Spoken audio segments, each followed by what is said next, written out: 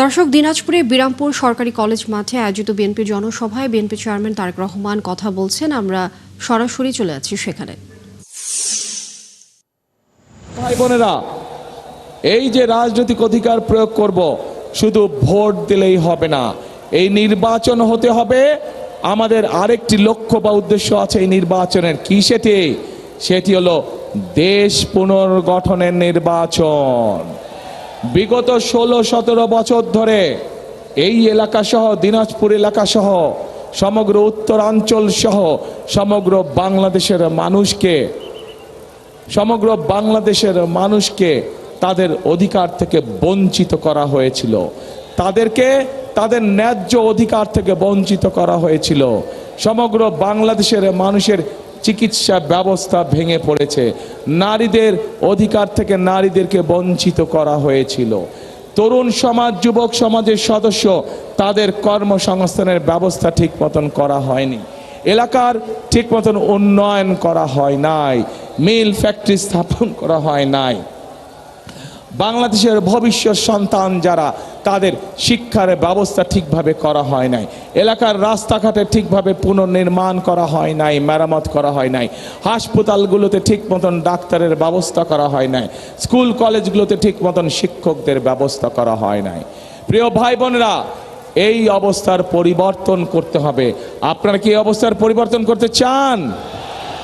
তাহলে প্রিয় ভাই বোনেরা, আমরা অতীতে দেখেছি ধানের শীষ যতবার দেশ পরিচালনার দায়িত্বে ছিল, ধানের শীষ চেষ্টা করেছে যে এলাকার উন্নয়ন করতে, স্কুল কলেজ রাস্তাঘাট মসজিদ মাদ্রাসা নির্মাণের চেষ্টা করেছে।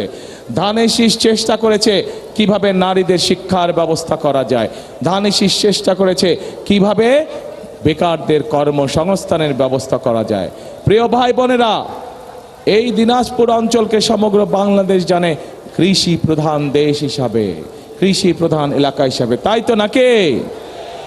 এখন এই কৃষি প্রধান যে অঞ্চল, কৃষি প্রধান যে এলাকা, এই এলাকায় আমরা চাই কৃষির সাথে সম্পর্কিত শিল্প গড়ে তুলতে ধীরে ধীরে, যাতে করে কৃষির সাথে, যেমন এই এলাকার লিচু বিখ্যাত, বাংলাদেশ বিখ্যাত, জগৎ বিখ্যাত এই এলাকার লিচু, কিন্তু এই লিচুকে প্রক্রিয়াজাতকরণের মাধ্যমে আমরা বিদেশে রফতানি করতে পারবো, কিন্তু সেইটা এখনো করা সম্ভব হয়নি। কিন্তু 12 তারিখের নির্বাচনে ইনশাল্লাহ বিএনপি জয়যুক্ত হলে, ধানের শীষ জয়যুক্ত হলে, আমরা চাই এই দিনাজপুরের লিচুকে আমরা যাতে বিদেশে পাঠাতে পারি, হিমাগারে ঠিকভাবে রাখতে পারি, সেই পদক্ষেপ আমরা নিতে চাই।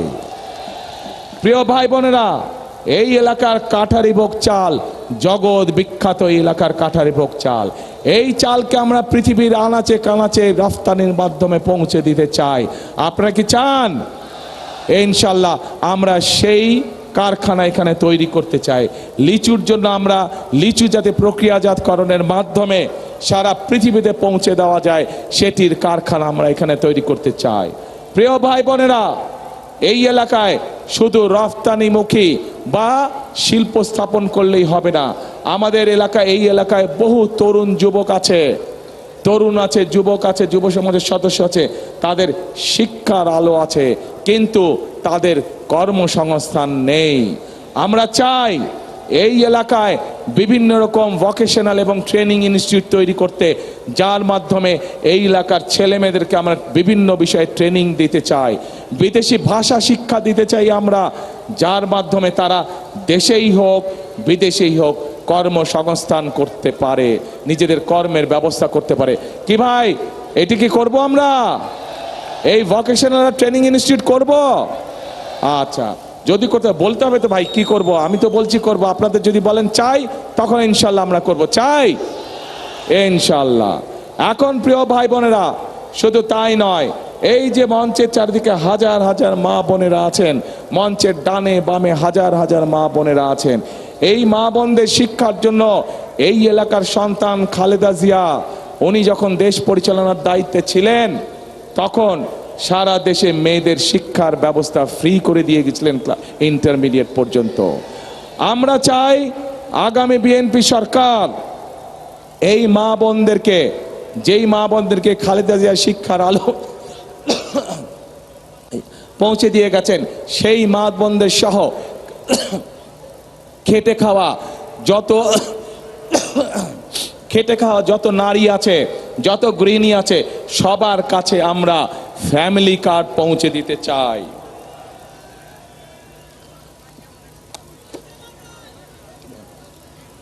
সকল মা বোনদের কাছে আমরা ফ্যামিলি কার্ড পৌঁছে দিতে চাই এবং এই ফ্যামিলি কার্ডের মাধ্যমে আমরা প্রতি মাসে মা বোনদের কাছে সরকার থেকে একটি নির্দিষ্ট পরিমাণ সহযোগিতা পৌঁছে দিতে চাই, যার মাধ্যমে তারা অর্থনৈতিকভাবে ধীরে ধীরে স্বাবলম্বী হয়ে উঠতে পারে। প্রিয় ভাই বোনেরা, আমরা সিদ্ধান্ত গ্রহণ করেছি এই এলাকা সহ সমগ্র বাংলাদেশী কৃষি প্রধান দেশ, একটি সমগ্র বাংলাদেশ, কিন্তু দিনাজপুর অঞ্চল কৃষি প্রধান অঞ্চল। সেই জন্য আমরা সিদ্ধান্ত গ্রহণ করেছি যে সকল কৃষকের 10,000 টাকা পর্যন্ত কৃষি ঋণ আছে, তাদেরকে সেই 10,000 টাকা পর্যন্ত কৃষি ঋণ সুদ সহ আগামী বিএনপি সরকার মওকুফ করে দিতে চায়। দর্শক, দিনাজপুরে বিরামপুর সরকারি কলেজ মাঠে বিএনপি চেয়ারম্যান তারেক রহমান কথা বলছেন। আমরা এতক্ষণ সরাসরি যুক্ত ছিলাম সেখানে।